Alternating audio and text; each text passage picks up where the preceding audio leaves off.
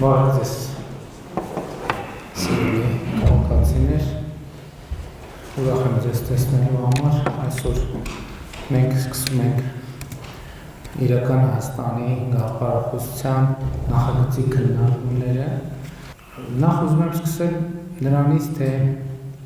իմ գնահատմամբ ինչի համար է գաղափարախոսություն եւ ինչ է գաղափարախոսություն ընդհանրապես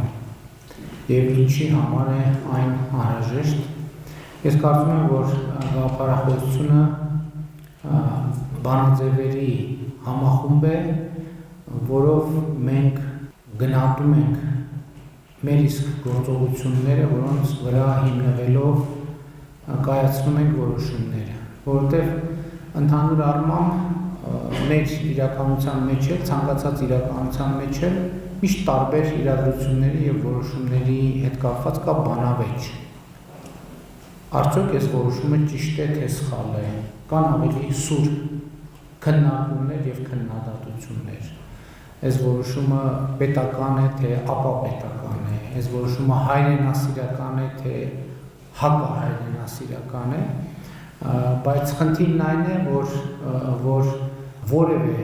բան գնահատելու համար պետք է հասկանալ այն ուղենիշը, որի նկատմամբ, որի հետ հարաբերություններում մենք այդ չափումը իրականացնում ենք, որովհետև որոշումները կարող են լինել ամենատարբեր, որոշումները տարբեր դիտանկյունից եւ տարբեր խնդիրների եւ տարբեր նպատակադրումների եւ տարբեր գաղափարախոսությունների տրամաբանությամբ կարող են լինել ճիշտ, նույն որոշումը կարող է լինել ճիշտ եւ նույն որոշումը կարող է լինել սխալ։ Նայած թե ինչի հետ ենք մենք համեմատության մեջ դնում եւ այս առումով իրական Հայաստանի գաղափարախոսությունը ինչպես ամեն գաղափարախոսություն, բայց տվյալ դեպքում քննարկում ենք իրական Հայաստանի գաղափարախոսությունը եւ պետք է արձանագրել, թե դա ինչ է եւ ինչի համար է։ Դա իմ գնահատմամբ ապագայի նախագիծ է, որը իրագործվում է ներկայի մեջ, ներկա պայմաններում սկսած ներկայից։ Սա է շատ կարևոր մի նրբություն է, որին ուզում եմ ձեր ուշադրությունը հրավիրել, ապագայի մասին մեր ընկալումների եւ պատկերացումներին եմ ուզում անդրադառնալ, որովհետեւ ապագայի մասին մեր ընկալումներում երբեմն ճեղք կա, որովհետեւ մենք այն պատկերացնում ենք երազային այսօրվանից անջատ, մինչդեռ կիրառելի է ապագայի այն մոդելը, որը իրագործվում է այսօր։ Ես իմ թեզերը էկրանին նաև ցույց եմ տալիս, որ նրանցում ավելի հեշտ է էկրանով հետևել։ Նկատում եմ ես ինչ որ հիմա ասում եմ, որոշ գրառումներ էկրանին արտահայտված է, եւ ապագայի մասին մեր պատկերացումների մասին էլ ես շատ մտածել եմ եւ երբեմն արձանագրում եմ, որ ապագայի մասին մեր պատկերացումները այսօրվա հետ ուժեղ կապի մեջ չեն։ Այսինքն մենք դա գիտեք ինչ հոգեբանական իրավիճակի է նման, երբ որ մենք ինչ որ մի ապագա պատկերացնում ենք, ինչ որ մի ապագա ուզում ենք եւ ինչ որ մի ապագայի վերաբերյալ պետք է անենք գործողություններ, բայց մենք էլ ենթագիտակցորեն սկսում ենք մտածել, որ դե այդ հենց ապագայի մասին է, այսօր ուրիշ գործեր կան, այսօր այդ ուրիշ գործերը կանենք, այն ապագայի գործերը վաղը կանենք, բայց վաղը էլի գալիս է այսօրը երբեմն, որ մենք ասում ենք լավ, այսօրվա գործերն էլ անենք, այն կանենք, որովհետև ապագային դեռ ժամանակ կա։ Իրականում խնդիրն է նա, որ կամ համենայն դեպս իմ ընկալումը կամ իմ նոր ընկալումն է նա, որ ապագայի համար ժամանակ չկա, որովհետև ապագան այսօր է, եթե այսօր դու ասում ես ապագայի համար թողենք հետո կաշխատենք, այդ նշանակում է այդ ապագան կորսված է։ Այն որևէ բան, սերմը կարող է, եթե սերմը այսօր գցենք, այդ նշանակում է վաղը, որը էլի այսօրը, արդեն պետք է ծիլ տված լինի մենք, այսինքն այսօրվա գործը չի կարող կտրված լինի այդ սերմը խնամելու հետ, այդ սերմի շուրջ աշխատանքն է ապագա։ Մենք չենք կարող ուրիշ բանով զբաղվել, մտածելով, որ դեռ ապագայով զբաղվելու ժամանակը չի եկել, Եվ այս առումով ես շատ կարևորում եմ ապագայի մեր մոդելը։ Ընդ որում ես ուզում եմ հետևյալը ասեմ, որ այն ինչ որ ես հիմա ասում եմ, այն ինչի մեջ մեր իրականության վերաբերյալ քննադատական երանգ կլինի, դա ինքս իմ մասին է, որովհետև ինչ որ առումով այս ամեն ինչը մտքի ընկալման փոփոխություն է, որը ես վարչապետի պաշտոնում ապրել եմ եւ ապրում եմ, եւ այս խոսակցությունը նաեւ դա կիսելն է, որովհետեւ ես համոզված եմ, որ բազմաթիվ քաղաքացիներ այս նույն բանը, այս նույն ընկալումները զուգահեռ մենք իրար հետ զուգահեռ ապրել ենք, որովհետեւ ես չեմ ուզում թաքցնել, մենք նաեւ քաղաքական թիմում երբ որ քննարկում ենք, ես ասում եմ եկեք գնահատենք, թե այս ամեն ինչի արդյունքում, այս ամեն ինչից հետո, այս ամեն ինչի պայմաններում մենք ինչ ենք շարունակում Հայաստանի Հանրապետությունում մնալ իշխանություն, ինչ ենք մենք շարունակում շարունակել մնալ կառավարող ուժ, չնայած բոլոր պայմանները թվում է թե կային, որ այդպես չլիներ, մասնավորապես 2020 թվականի նոյեմբերի 9-ից հետո հետագա իրադարձություններում եւ այլն եւ այլն։ Եվ ես մենակ ունեմ մի բացատրություն դրա համար,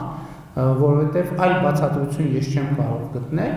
որ այն փոփոխությունը, որ մեր մտքում տեղի է ունենում, այն ինչ որ մենք մտածում ենք, Հայաստանի հազարավոր քաղաքացիներ, անկախ նրանից իրանք դրա մասին բարձրաձայնում են, թե չեն բարձրաձայնում, իրանք էլ են զուգահեռ այս փոփոխությունը տեղի ունենում, որովհետև զուգահեռ փոփոխություն տեղի չունենար, այն ինչ որ մեր մտքում է տեղի ունենում, մենք չենք կարող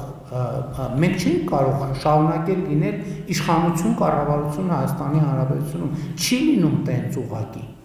Եվ ես շատ կարևոր եմ համարում, որ իրականության մասին ինչ որ ասում եմ կամ ինչ որ կասեմ,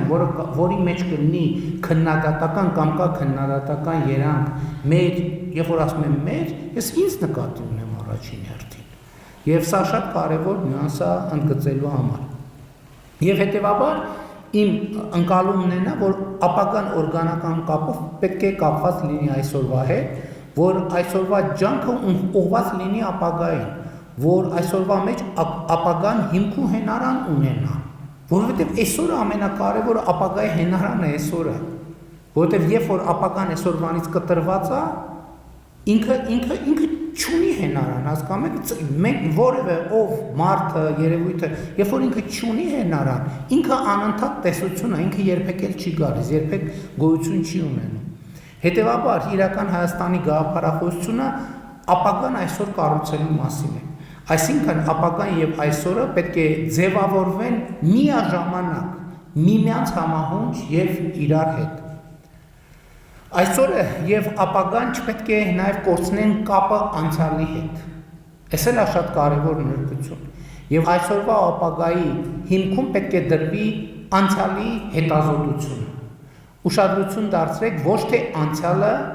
այլ անցյալի հետազոտությունը, այսինքն դրանից բխող հետևությունները։ Այս էլ է մեր իրականության մեջ քննարկող ու իրոք շատ կարևոր թեմա, չափազանց մի կարևոր թեմա,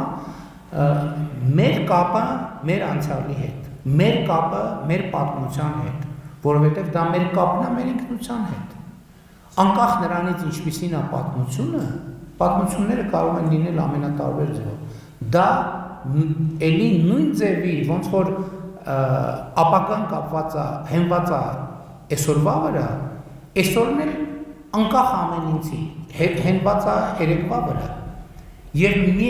կա մի կարևոր նրբություն, հնարավոր չի, նույնիսկ շատ ուզենալու դեպքում,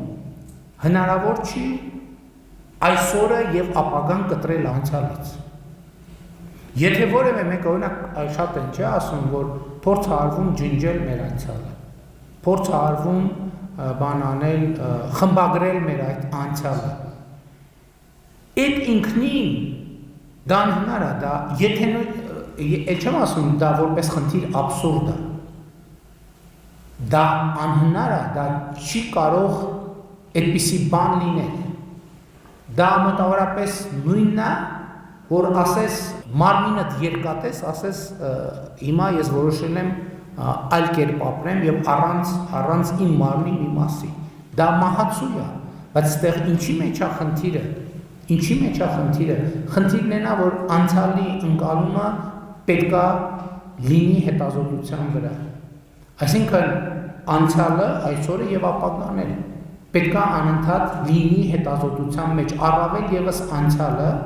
որի փաստերը հայտնի են եւ հասանելի են։ Ապագայի փաստերը հայտնի եւ հասանելի չեն, դրա համար ապագան մենք չենք կարող հետազոտել խորությամբ, բայց անցյալը մենք կարող ենք հետազոտել խորությամբ եւ հետեւաբար այս նյուանսը նույնպես շատ կարեւոր է։ Իրական Հայաստանի գաղափարախոսությունը ըստ այդմ հենց սրա արտահայտությունն է։ Պատմությունից արված հետևությունների, այսօրվա կարիքների, ապագայի տեսլականի համադրություն։ Եվ ես փորձեցի այս նախաբանով ցույց տալ, թե ինչու ենք մենք ընդհանրապես խոսում սրա մասին, ինչու ենք գաղափարախոսության մասին խոսում, նաև հենց այդ կապը ցույց տալուն եւ նաև կարևորը, որ մեր գործողություններին գնահատելու տեսակետից եւ անհրաժեշտությունից վերցնելով։ Եվ հետեւաբար այն դրույթներից եւս մի քանիսը կշեշտեմ, որոնք արդեն հրապարակված են, հայտնի են, բայց ես ուզում եմ այսօր ընդգծել։ Մասնավորապես այն, որ իրական Հայաստանը Հայաստանի Հանրապետությունն է միջազգայինորեն ճանաչված 29743 քառակուսի կիլոմետր տարածքով։ Այս թիվը արդեն հայտնի է Հայաստանի Հանրապետությունում, բայց կա հետաքրքիր մի երևույթ, որ այս թիվը հայտնի չի եղել Հայաստանի Հանրապետությունում։ Եվ ինչու է անհրաժեշտություն առաջացել այս թիվը ընդգծել, որովհետև հենց գաղափարախոսական առումով անհրաժեշտություն է առաջացել պատասխանել մի հարցին, իսկ ո՞րն է Հայաստանը։ Որովհետև այն հարցին ի պատասխան, թե ո՞րն է Հայաստանը, այս հարցը կարող է դառնալ ուղենիշ եւ չափանիշ, թե այս որոշումը, որևէ որոշում ճիշտ է թե սխալ է։ Որովհետև ու կա նաև մի շատ կարևոր հանգամանք, որ այն փաստը, որ այս թիվը շատ հայտնի չի եղել Հայաստանի Հանրապետությունում, ինքը ստեղծել է մի տարօրինակ հարցադրում կամ մի տարօրինակ արձանագրում, երբ որ հայտնի իրադարձությունները եղան եւ մեղադրանք հնչեց, որ օրինակ ես ճանաչել եմ Ադրբեջանի տարածքային ամբողջականությունը, ես դրան արձագանքեցի հետեւյալ կերպ, որ ես իրականում ճանաչել եմ Հայաստանի Հանրապետության տարածքային ամբողջականությունը։ Սա շատ հետաքրքիր նյուանս է, որովհետև երբ որ մենք հայտարարում ենք իմ ընկալմամբ, որ մենք ճանաչում ենք մեր հարևանների տարածքային ամբողջականությունը, թվում է թե մենք ճանաչում ենք մեր հարևանների տարածքային ամբողջականությունը եւ դա ճիշտ է եւ այդպես է, բայց սրա խորքային մեկ այլ նպատակ ինքը ունի, որ դու ճանաչում ես քո իսկ երկրի տարածքային ամբողջականությունը եւ քո երկրի տարածքային ամբողջական եւ այդ ժամանակ ես հարց ինքդ հասկանում, որ փաստորեն դու ինքդ այդքան էլ չես ճանաչել կամ ճանաչելիս չես եղել, առնվազն այն իմաստով, որ թիվը անծանոթ է եղել քեզ, այնքան էլ ճանաչելիս չես եղել քո երկրի տարածքային ամբողջականությունը։ Եվ սա նույնպես շատ կարևոր առանձնահատկություն է, որը ուզեցա շեշտել, որովհետև շատերի համար այդքան էլ պարզ չի, թե ինչու է այդքան դա շեշտվում, ինչու է արտահայտվում, կամ ինչու Հայաստանի կառավարությունը ինչու է շտապում, կամ ինչու էր ուզում, ինչու էր կարևոր համարում ասել, որ մենք բոլոր հարևանների տարածքային ամբողջականությունը ճանաչում ենք։ Արդյոք հարևանների սիրուն ինչ որ առումով այո, բայց մեծ առումով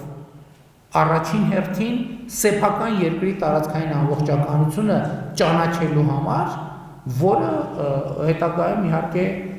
անդրադարձ կլինի նրան, թե իսկ ինչու ենք մենք ճանաչում մեր երկրի տարածքային ամբողջականությունը, դա հարց, որը մեր իրականության մեջ նույնպես հնչում է եւ եթե հնչում է, պետք է այդ հարցին փորձ անել, պատասխանել։ Հաջորդ թեզը, որը էլի շատ է քննարկվել, հայրենիք եւ պետություն հասկացությունների հարաբերությունն է, բայց ես այս ենթավերնագրի ներքո ուզում եմ անդրադառնալ այստեղ ընդգծված մի առանձնահատկության եւ նրբության, որը իմ կարծիքով բավականին լայն մեկնաբանությունների եւ տարընթերցումների տեղիք տվեց, խոսքը նոր սահմանադրության անհրաժեշտության մասին թեզն է, որը իմ ուղերձից հետո լայնորեն մեկնաբանվեց որպես Ադրբեջանի կողմից առաջադրված խնդրի կամ պահանջի կատարում, այսինքն դրվեց այդ համատեքստում։ Իրական Հայաստանի գաղափարախոսության համատեքստում դա ունի բացարձակապես ուրիշ նշանակություն, չնայած այս պայմաններում հնարավոր չի ժխտել, որ այն տեքստը, որը կարա լինի, ինքը կունենա նաև տարածաշրջանային նշանակություն բոլոր դեպքերում, բոլոր սահմանադրություններին դա վերաբերվում է, բայց ես նույնիսկ չեմ ուզում հիշել կամ հիշատակել հղում անել, որ դեռևս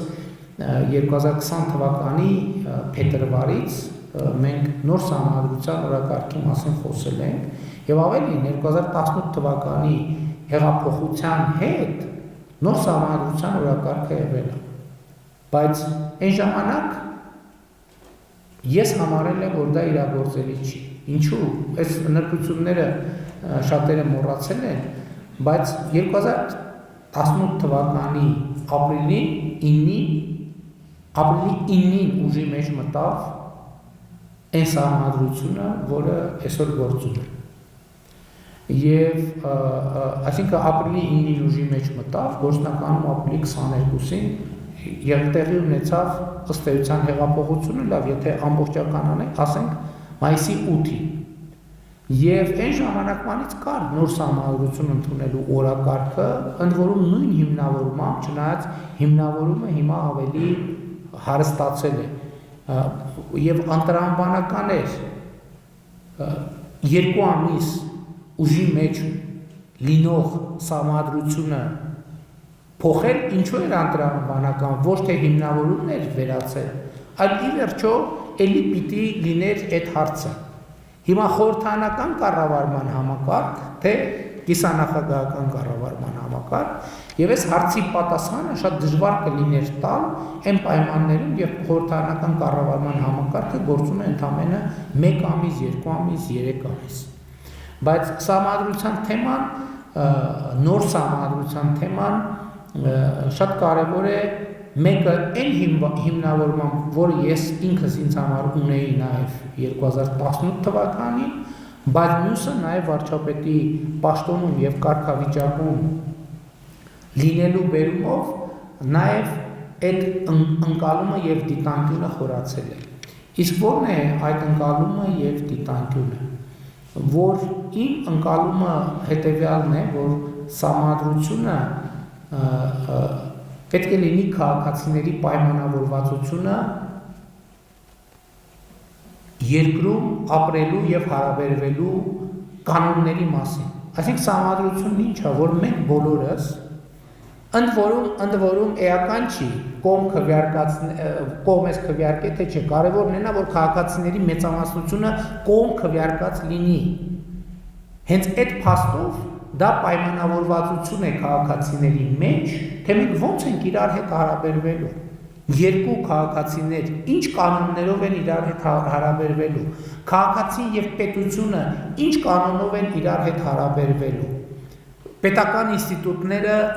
ինչ կանոնով են ձևավորվելու եւ այլն եւ այսպես շարունակ։ Բայց արդյոք այս առումով մեր սահմանադրությունը, որը կա, ինքը տեքստային առումով խնդրահարույց է։ Գիտեք, տեքստային առումով ոչ մի սահմանադրություն խնդրահարույց չէ։ Խնդիրն այն է, որ քաղաքացիների պայմանավորվածությունը տեղի չի ունեցել, որովհետև սահմանադրության թե 1995 թվականի ընդունման, թե հետագա փոփոխությունների ժամանակ ըմբռնումը եղել է այն, որ իշխանությունը ընդունել է սահմանադրությունը, բայց միշտ այդ քվեարկության արդյունքները կասկածի տակ են եղել, այսինքն եղել է լեգիտիմ ըմբռնում, որ ժողովուրդը դրա օգտին չի քվեարկել։ Արդյոք սա էական է, սա լրջորեն էական է, որովհետև եկեք պատկերացնենք մեզնից ցանկացած մեզնից երկուսի հարաբերությունը, երբ որ մենք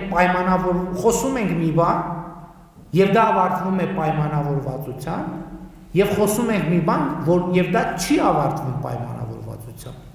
Արդյոք այս երկու իրավիճակները որոշակիորեն փոխում են մեր հարաբերությունների կերպը, շատ լրջորեն են փոխում։ Եվ ես գիտեք, նաև շատ իրավիճակներ կան, որ կառավարությունը որոշում է կայացնում, ես քաղաքացիները դրա վերաբերյալ դիրքորոշում են արտահայտում,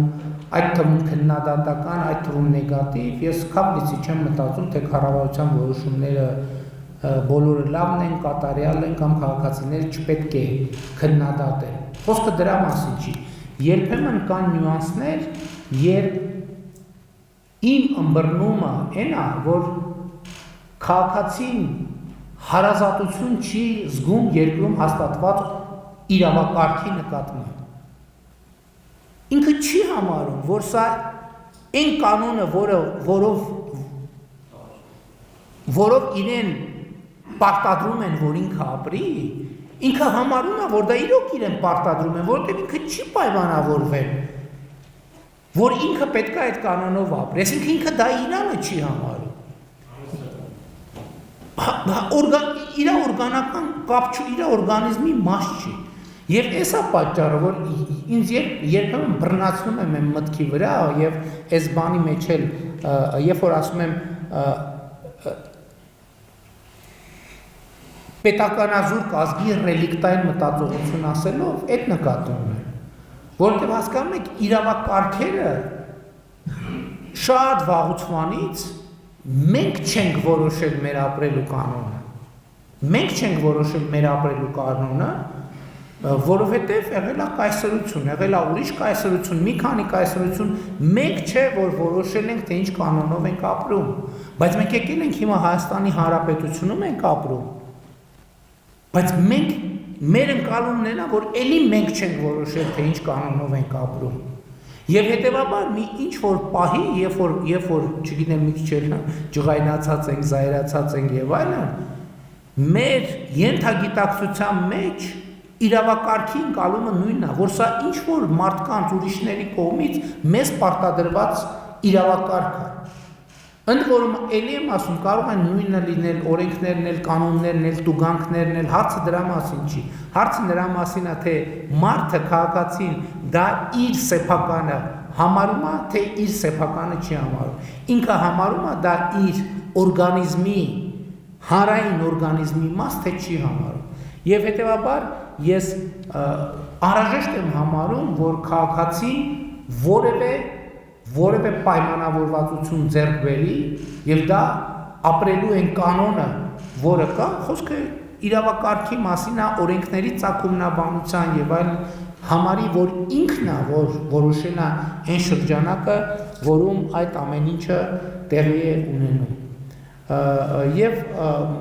Իվարկյան էլ դա է, իսկ ինչն է խանգարում 18 թվականին երկու սահմանադրության օրինակ բերել հանրաքվեով 19 հանրապետական ու